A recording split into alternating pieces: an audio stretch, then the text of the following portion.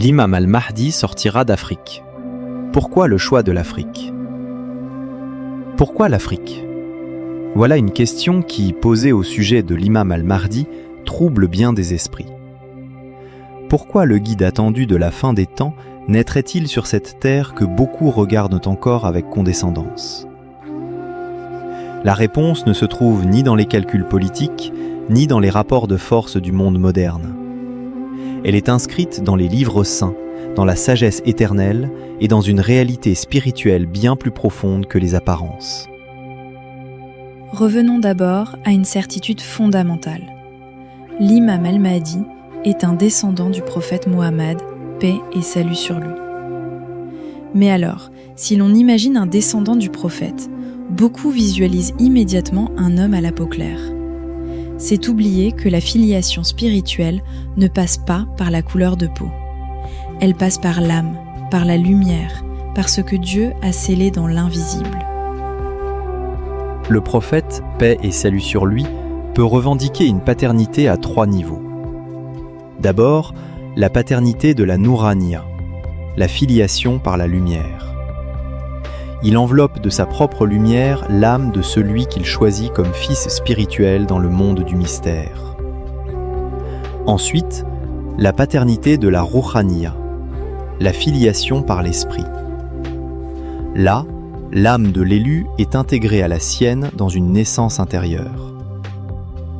Enfin, la paternité de l'Insaniya, la filiation par les liens du sang, celle qui se lie dans les généalogies terrestres. Ces 3 niveaux sont réunis dans la parole que le prophète adressa 3 fois à notre maître Ahmad Tidjani. « Anta waladi hakan » tu es véritablement mon fils. Une seule phrase, répétée 3 fois pour authentifier une paternité de lumière, une paternité d'esprit et une paternité de sang.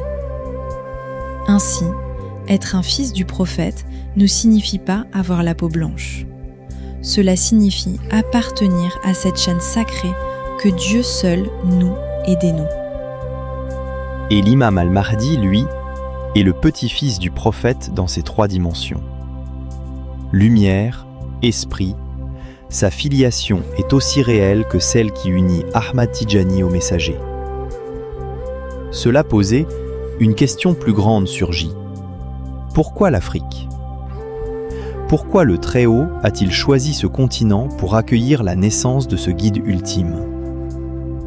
Pour le comprendre, il faut ouvrir le Coran. Et là, une parole divine nous saisit. Et nous avons écrit dans le Zabour, après l'avoir mentionné dans le manuel céleste, que la terre sera héritée par mes vertueux serviteurs. Sourate 21, verset 105. Le Zabour, le livre révélé au prophète David, bien avant le Coran, contenait déjà cette annonce. Et un manuel céleste dans le monde du Ghaib l'avait mentionné avant encore.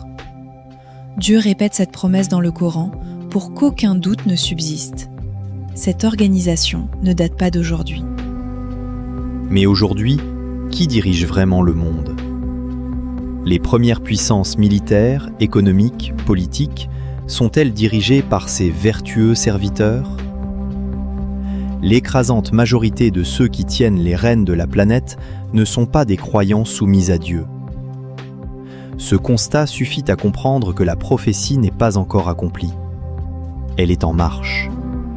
Certains sages, des hakims, affirment que ce verset annonce directement la venue de l'imam al-Mahdi.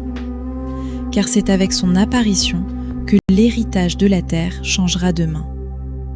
Mais alors, Dieu précise encore sa promesse. Dans la sourate 28, versets 4 et 5, il dit